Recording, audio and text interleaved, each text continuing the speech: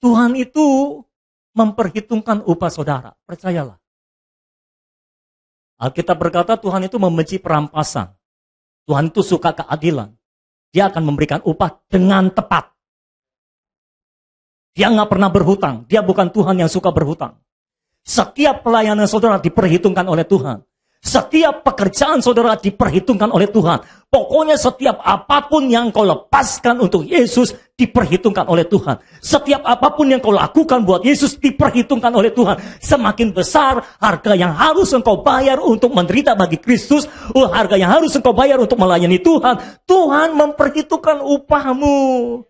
Yang penting adalah dalam persekutuan dengan Tuhan. Lakukan segala sesuatunya dalam persekutuan dengan Tuhan.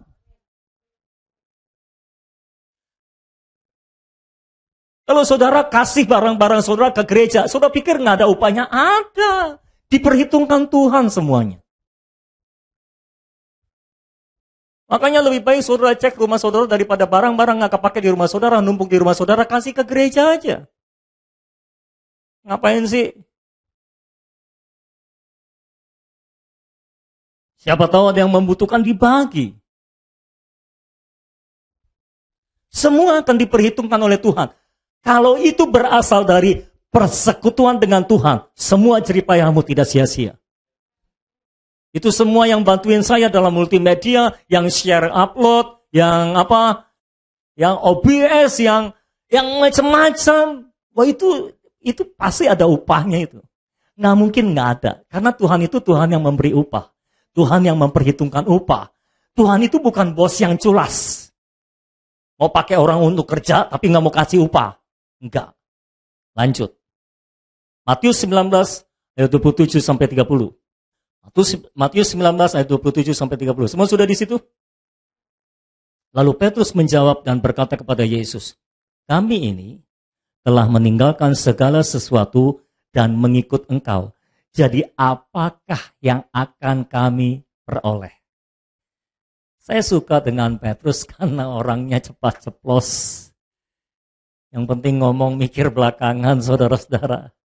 Kalau zaman sekarang, Petrus nanya begini. Ini dibilang gak rohani banget ini. Tapi Petrus nanya kepada Yesus, Yesus, kami ini telah meninggalkan segala sesuatu untuk mengikut engkau. Jadi apa upah yang akan kami peroleh? Untung Yesus itu orangnya rohani, bukan agamawi. Jadi Yesus nggak marah ditanya begitu saudara. Yesus menjelaskan upahnya. Perhatikan baik-baik ketika saudara baca Alkitab, bacalah Alkitab dengan jujur dan apa adanya.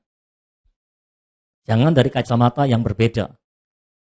Tidak ada dari ayat-ayat ini menunjukkan Yesus marah ketika Petrus nanya, apa upah yang kami akan peroleh kalau kami mengikut engkau dan sudah meninggalkan segalanya. Yesus bahkan menjawab dengan sopan dan menceritakan apa upah yang akan diperoleh. Jawab Yesus atau 28 kata Yesus kepada mereka, aku berkata kepadamu, nah perhatikan bagi saudara yang sedang berpikir tentang upah. Sesungguhnya pada waktu penciptaan kembali, ini upahnya, apabila anak manusia bersemayam di tahta kemuliaannya, ini kerajaan 1000 tahun nih saudara. Kamu yang telah mengikut aku akan duduk juga di atas 12 tahta untuk menghakimi ke-12 suku Israel. Dengan kata lain, Yesus mau berkata, bagi kamu yang sudah meninggalkan segalanya untuk mengikut aku, nanti pada waktu penciptaan kembali, kamu akan duduk setahta dengan aku, memerintah bersama dengan aku. Jadi saudara yang sudah meninggalkan segalanya untuk mengikut Tuhan, engkau akan duduk setahta bersama dengan Kristus. Nanti dalam kekekalan. Memerintah bersama Yesus. Entah jadi menteri penerangan, menteri pendidikan. Enak jadi menteri dalam kekekalan, saudara, nggak banyak dikritik. Kalau di dunia jadi menteri nggak enak, dikritik terus, saudara.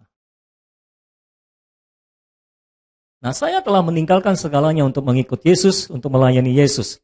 Saya meninggalkan pekerjaan saya, masa depan saya. Saya tinggalkan segalanya.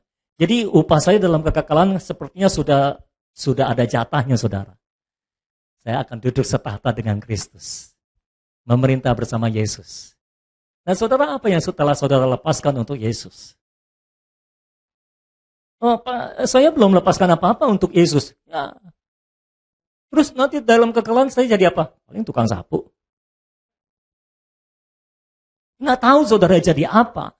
Tapi yang pasti, orang-orang yang telah meninggalkan segalanya untuk mengikut Yesus akan memerintah bersama-sama dengan Yesus. Duduk setata bersama dengan Yesus dalam kekekalan. Tapi Pak, kalau upahnya cuma nanti dalam kekekalan, ya nggak enak dong, kan kita nggak tahu itu betul atau enggak. Tapi saudara, perhatikan, Yesus melanjutkan. Dan setiap orang yang karena namaku meninggalkan rumahnya, saudaranya laki-laki atau saudaranya perempuan, bapak atau ibunya, anak-anak atau ladangnya, akan menerima kembali 100 kali lipat dan akan memperoleh hidup yang kekal. Artinya, Yesus mau mengatakan, kalau engkau ikut aku dan merelakan segalanya, upahmu itu dunia akhirat. Di dalam dunia sekarang akan mendapat upah, di dalam kekekalan juga akan mendapat upah. Jadi upahnya itu, apa tuh namanya? Double, saudara. Berganda. Baik sekarang maupun yang akan datang. Kalau semua bos saudara di dunia ini cuma bisa mengupah saudara waktu di dunia ini. Nggak bisa mengupah saudara sampai pada kekekalan. Tapi Tuhan Yesus akan memberikan upah kepada saudara bukan hanya di dunia ini, tapi juga sampai pada kekekalan. Bukan hanya dalam kekekalan, tapi juga dalam dunia ini. Apa upahnya dalam dunia ini? Yesus menjelaskan nih. Kan Petrus nanya. Dan mungkin saudara juga ada yang tanya, upahku apa nih? Yesus menjelaskan upahnya. Setiap orang yang karena namaku meninggalkan rumahnya, saudara laki-laki atau saudara perempuan, bapak atau ibunya, anak-anak atau ladangnya, akan menerima kembali 100 kali lipat. Dan akan memperoleh hidup yang kekal. Itu kekekalan. Tetapi di dunia ini, saudara akan menerima kembali semua yang saudara lepaskan untuk Yesus 100 kali lipat. Saudara bisa menghitung? 100 kali lipat itu berapa? Artinya semakin banyak yang engkau lepaskan untuk Yesus, semakin banyak upah yang bisa engkau terima dari Tuhan. Ya Pak, saya nggak mikirin upah, doa-doa. Karena saya mencintai Tuhan. Saya tahu. Apakah kalau kita mencintai Tuhan artinya kita nggak dapat upah? Pasti dapat upah. Tapi saya nggak mikirin upah, bagus. Tapi percayalah Tuhan memberikan upah. Semua yang kita lakukan bagi Tuhan, pasti ada upahnya. Tuhan akan memperhitungkan upahnya. Dan upahnya bukan hanya dalam kekekalan, tapi juga saat ini. Di mana engkau berada saat ini, semua yang kau berikan untuk Tuhan akan dikembalikan 100 kali lipat. Saudara boleh nggak percaya, tapi itulah yang akan terjadi. Apapun yang kau berikan untuk Tuhan, engkau akan terima kembali 100 kali lipat. Makanya saya suka berkata, tidak ada yang hilang dari kehidupan orang percaya. Karena apapun yang engkau kerjakan, apapun yang engkau lakukan, apapun yang kau berikan untuk Tuhan, selalu akan kembali 100 kali lipat. Kalau engkau melepaskan waktumu untuk mencari Tuhan, engkau akan dapatkan kembali waktumu 100 kali lipat.